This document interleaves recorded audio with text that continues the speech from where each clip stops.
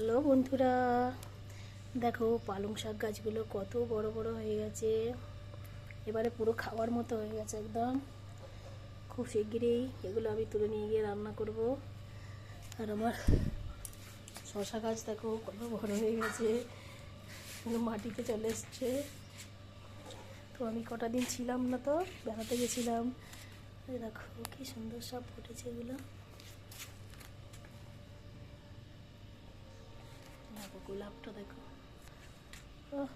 ফাটাফাটি একদম।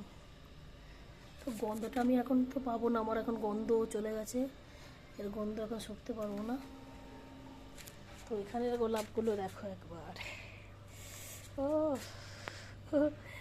কিন্তু কোনো দুঃখের বিষয়, আমি একটা গোলাপের এখন গন্ধ শুকতে পারবো না। আমার এখন স্বাদ গন্ধ কিছুই নেই, গলাও ধরে গেছে।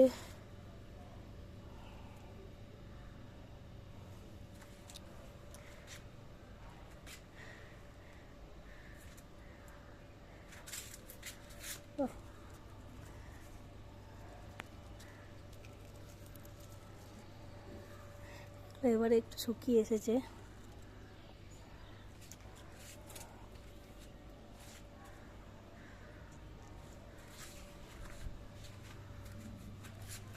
এই তো পিটুনিয়া, জানো গোলাপ তো দারুণ হয়েছে এবারে আমার।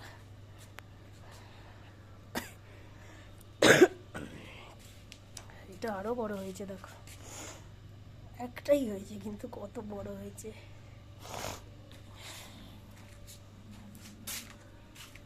এগুলো হয়েছে মোটামুটি। তো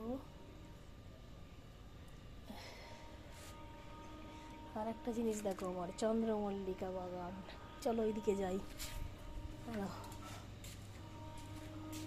ভিডিওগুলো অনেক বড় হয়ে যায়, কি করব, তো ফুল দেখাতে দেখাতে। তো চন্দ্রমল্লিকা দেখো, এখনও কিন্তু সব ফোটেনি, সবে ফুটতে শুরু করেছে। এই যে এখনও সব বাকি আছে। পিটুনিয়া,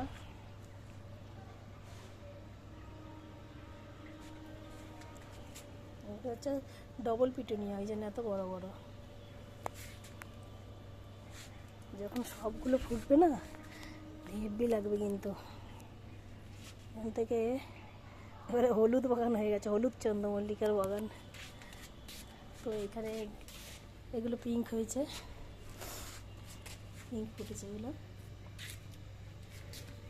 এই যে কালারটা দেখছো, এই গাছটা কিন্তু ওই কালারই ছিল, এবারে কালার চেঞ্জ হয়ে গেছে, পিঙ্ক হয়ে গেছে।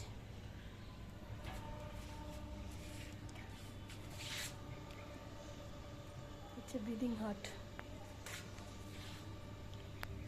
লাল পাতা। এটা গরমকালে কিন্তু পাতাগুলো সবুজ হয়ে যায়, শীতকালে এসছে আবার লাল হয়ে গেছে।